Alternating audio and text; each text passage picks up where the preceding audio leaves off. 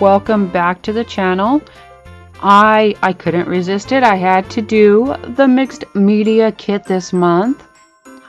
In this kit there are these three slightly different, kind of the same but slightly different wooden Tres Jolie trees. There's the large one, the medium one, and this smaller one here. And I'm not going to quite put them together yet, but they just slide together and slide into the bases. There is this 3-pack of distress mica, a little baggie of some chunky glitter, some Ranger embossing powder, and a little container of mini prills.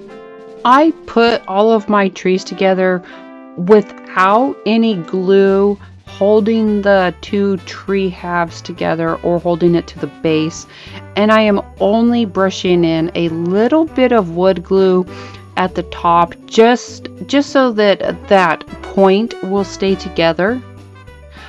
My trees were going to be getting wet, and wood swells when it's wet, and then it doesn't necessarily go back to its original shape, size, or form. And I did not want to try to put swollen wood together, and I figured that any swelling that did happen would be more than enough to hold everything together in the end.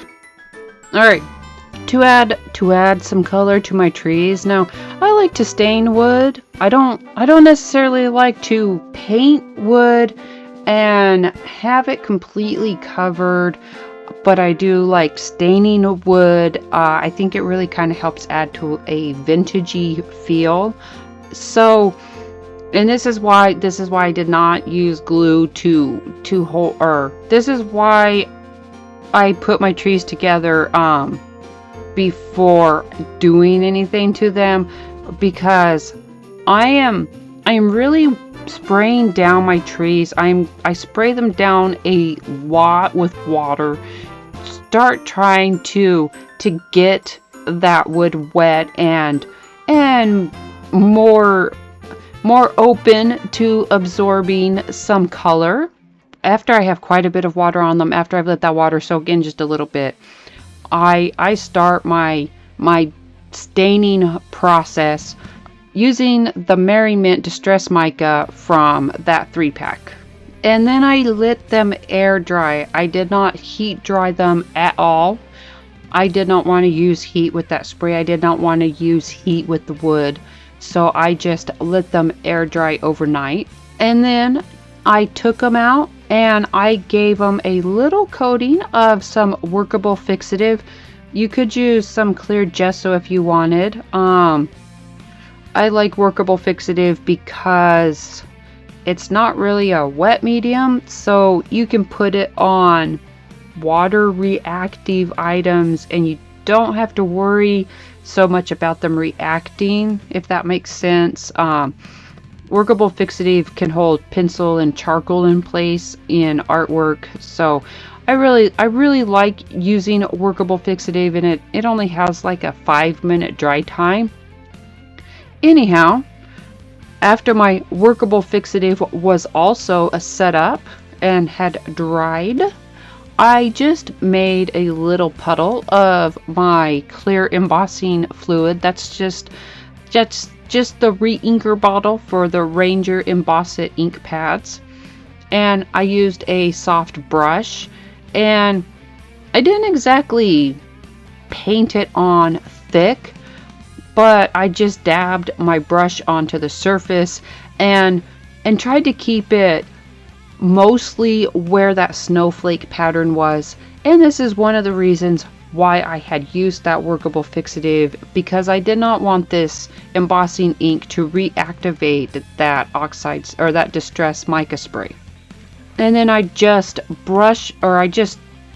sprinkle on, pour on that embossing powder from the kit, knock off any excess. If there's any areas that I had that were on the like the tree branches, that outer edge tree branch shapey area, I would just use a small brush to brush it off, and then heated everything up. And after I had the tree part embossed, I came in and I just extended that embossing powder and that embossing ink down to the trunk of the tree. After all 3 trees were embossed, I gave them another spray of workable fixative, and this time it wasn't so much to hold color in place, but to give a little bit of grip to the surface of my embossing powder. Gesso would have worked just fine as well. The workable fixative is just faster, and especially with all of the fine cuts on these trees, the workable fixative does not, I don't have to worry about it scraping off my brush and causing buildup on those snowflakes, like on the edges of the snowflakes. But I did want to add something to that embossing powder for the Shiny Bauble. I think Shiny Bauble is the name of the blue one in that 3-pack, the bluish tealish one. So I just wanted to make sure that Shiny Bauble wouldn't just slide off the embossing powder. As I was shaking up and rolling my Distress mica spray bottle and getting that mica worked up in there, I was just sort of glancing around my work area, and I was looking at my gesso, and I was thinking to help hold this mica spray in place, maybe if I put a coat down on top of my workable fixative layer, it would help hold it in place, help give it something to soak into. And so at first I had grabbed up my clear gesso, and as I was unscrewing the lid, I started thinking that gessos are they're a matte finish. Mica is a shiny finish. I didn't really want to lose that shine, so I grabbed up the Finnabair liquid color fluid medium that had just come in March's mixed media kit, and because it's an acrylic and it's like an acrylic paint, it's kind of shiny still. I guess that's the best way to put it, is it's still kind of shiny, so it would help maintain the shimmer and shine of that mica spray. So I just brushed it on lightly. I do not brush it on thick. You can see how I'm barely touching the end of the brush to my work surface, and I am just making long, light strokes, trying to make sure it stays on the surface and that I don't get any piles into any of the crevices or any of those details on there. And I do try to work relatively fast. I try to get all of my surface covered that I want covered with that fluid medium, and then I spray my Distress mica on top of it and kind of hope that it soaks in and that fluid medium grabs a hold of that color. And to help hold it in place even more, to keep it from dripping back off while drying, I use my heat gun. I don't hold it close. I do use it on the low heat setting. I don't really want to completely reactivate my embossing powder underneath, and I don't want to create bubbles with that fluid medium, but I do want to keep my mica spray from just running off. And all of that is dried, and all of the liquid color fluid medium and the mica is dry, and I am just coming back in with my clear embossing ink and a brush and finishing out the base of the trees, evening out the trunks, and just creating a more even coverage with that embossing powder.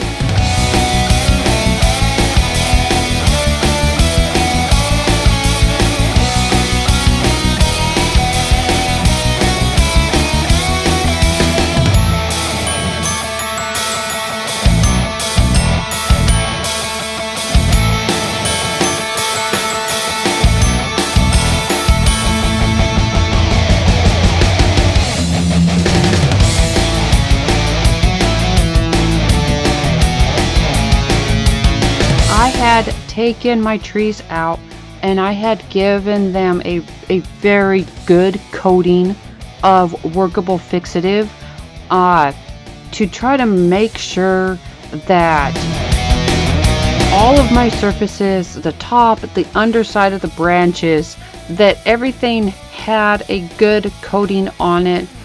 Because for this part, for this decorative part, for adding the glitter and the mini prills, I did not want anything reactivated. I didn't want my glues or any of my clear mediums that I come in and use to reactivate and no longer be clear.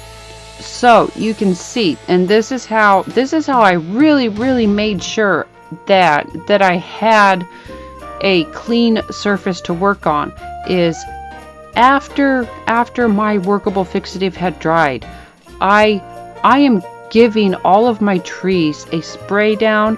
I am really rinsing them off. I am making sure that there is not going to be any loose colors on there. And that right there on that paper towel, that was all of the runoff from all 3 trees. So I think I did pretty well on making sure that my workable fixative had covered everything good.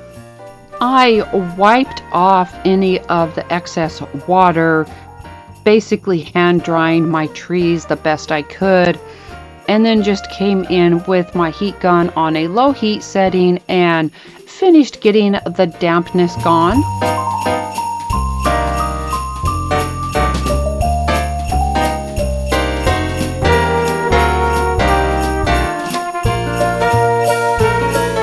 And now it was time for the decoration using that glitter and those mini prills. I wasn't entirely certain how I wanted to attach everything, what I wanted to use.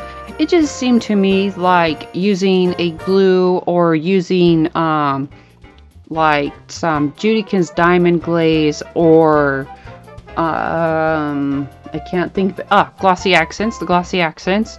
I would have to brush it on anyhow. It's kind of drippy, but then I started thinking about any clear paints I had, and I had thought about using that Finnabair liquid fluid color medium again, but I decided against that. It's flat, so I grabbed up some crackle paint. Well, I grabbed up the crackle paint that was in September's mixed media kit, and the Deco Art crackle glaze that was in August's kit. I think it was August and September. I know they were right next to each other this year. There is a little bit of difference. The crackle paint is a little thicker, which I preferred for doing this part because, well, it was thicker, so not as runny. It would hold on to that shard glitter a little bit better, I thought. So I started with just a layer of the crackle paint, and I would brush on my layer of crackle paint. I tried to keep my trees laying down at first because I didn't want the paint to run down, but that distressed crackle paint actually is thick enough, and I wasn't putting it on super thick. It wasn't super thin. I don't really know how to explain. It wasn't super thin. It was just thick enough to grab a hold of that glitter glass or that shard glitter, and I just dabbed it on where I wanted it, and then I would sprinkle on the glitter on it. Well, I would use that little spoon there to kind of spoon the glitter onto it, and then while it was still wet, I would sprinkle on some of those mini prills.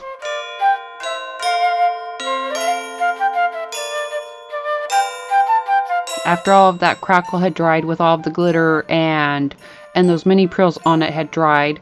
I gave it a light coat with some triple thick clear glaze, and that is only on the tree section right now, and that was just to give a little extra external adhesion to that glitter and those prills while I reworked the base. Some of that embossing powder had stuck to my fingers, probably because of the workable fixative underneath it, and the other mediums underneath it, and getting re-wet underneath. I was going to be coming back anyhow and adding some more to the base, so it wasn't really that big of a deal. So for this part of the base, I didn't know how. I know you can put embossing powder on top of texture pastes. I'd never tried it on top of a crackle glaze before, but I figured it would either crackle or it wouldn't. It would be an experiment, and regardless, I would get a result that I liked. So I brushed on some of that Deco Art crackle glaze all along the base and the tree trunks and where the base of the tree is. Gave it a good coating of that glaze, added on my embossing powder, and then set all 3 of those trees off to dry. I did not try to heat the embossing powder on top of wet crackle glaze. I knew that wouldn't work. So I let it completely air dry. Which is why I have it on a tray right now to work, so that I would be able to move it out of my way and just let it finish air drying. Now, I don't know if it crackled underneath. Didn't really show up through all of that embossing powder, but I didn't put that glaze on thick because I didn't want it to just flake off anyhow, since it was on top of embossing powder. So I don't know what it looks like under the embossing powder. I just came in and started heating it up and melting all of that embossing powder, and regardless of what was underneath, it did actually kind of create this really cool bubbly effect. I don't know if it was because of the glaze or the embossing powder underneath that first layer, but it came out kind of cool looking, so I'm happy. So now these are done. This is the end of my tree project.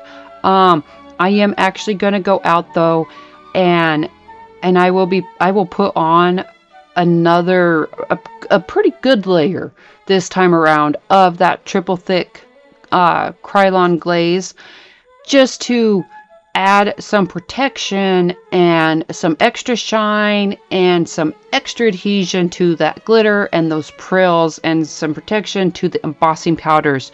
I just want to wrap up the video, and so all of my pictures should have the glaze sprayed on. I couldn't go out and do it today, or I couldn't go out and do it the day that I was recording, because it was an entire day of rainy drizzle, and besides the fact that that triple thick clear glaze doesn't work in humidity well, it gets foggy. I have to walk, I don't know, 50 yards or so, 20. I'm not good at that kind of distance. I have to walk a bit to get out to my barn where I do my spraying at. So I didn't really want to take my trees through the rain, and it was going to be raining all day, and I didn't want to wait to finish up the video anymore. So here they are. Just picture them a little bit shinier. The photos on the blog will have them with the final coat on, so the photos do show the fully finished product. I hope that you enjoyed this little project, and that it gave you some ideas of what you can make with your mixed media kit this month. You don't have to make all of your trees the greenish color. You could make each tree a different color from the pack. Whatever you want. Don't forget to subscribe to the channel and turn on notifications if you haven't already. Give us a thumbs up and feel free to share this video. Thank you, and I will see you again next week.